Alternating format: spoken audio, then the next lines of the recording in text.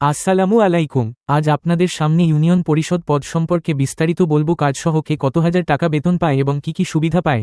Union পরিষদের দায়িত্বে থাকেন একজন চেয়ারম্যান, একজন সচিব, মেম্বার মহিলা, মেম্বার এবং চৌকিদার। এর মধ্যে একটা ইউনিয়ন পরিষদের প্রধান হয়ে থাকেন একজন চেয়ারম্যান।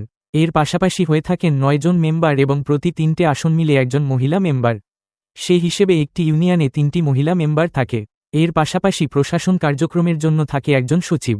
এছাড়া একটা ওয়ার্ডের নিরাপত্তার দায়িত্বে থাকেন একজন গ্রাম পুলিশ বা চৌকিদার। প্রথমে ৮০ গ্রাম পুলিশ নিয়ে প্রত্যেকটা ইউনিয়ন পরিষদে, কিন্তু গ্রাম পুলিশ থাকে, নিরাপত্তার দায়িত্ব তার হাতে থাকে এবং পাশাপাশি মেম্বারকে সহায়তা করা, ইউনিয়নের পতাকা উত্তোলন করে থাকেন ইনারা। এদের বেতন সম্প্রতি সরকার গ্রাম পুলিশের বেতন বৃদ্ধি করেছে, যার ফলে দফাদারদের বেতন ৮,০০০ টাকা এবং মহল্লাদারদের বেতন ৭,৫০০ টাকা করা হয়েছে। এছাড়া সুযোগ সুবিধা, বাড়ি ভাড়া ভাতা ৩০% বেতনের সমান, চিকিৎসা ভাতা ১,২০০ টাকা, পরিবহন ভাতা ১,০০০ টাকা ইত্যাদি। এরপর ইউনিয়ন পরিষদ সচিব হল সকল প্রশাসনিক কাজকর্ম তিনি করে থাকেন।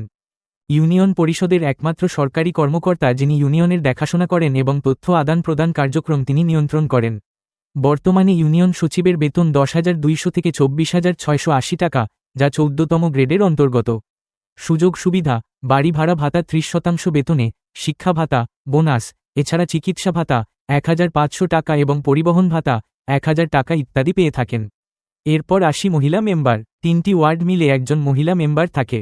মহিলা ইউনিয়ন মেম্বারের বেতন ৮,০০০ টাকা। অন্যান্য সুবিধা, চিকিৎসা ভাতা, পরিবহন ভাতা ইত্যাদি পায়। তাদের কাজের মধ্যে রয়েছে নারী ও শিশুদের অধিকার, নিরাপত্তা এবং সামাজিক উন্নয়নে কাজ করা, স্থানীয় পরিষদের সিদ্ধান্তে অংশগ্রহণ করা, এলাকার উন্নয়ন, সমস্যা সমাধান এবং স্থানীয় পরিষদের সিদ্ধান্তে অংশগ্রহণ করা। এরপর আসি সবচেয়ে পাওয়ারফুল এবং ইউনিয়নের প্রধান।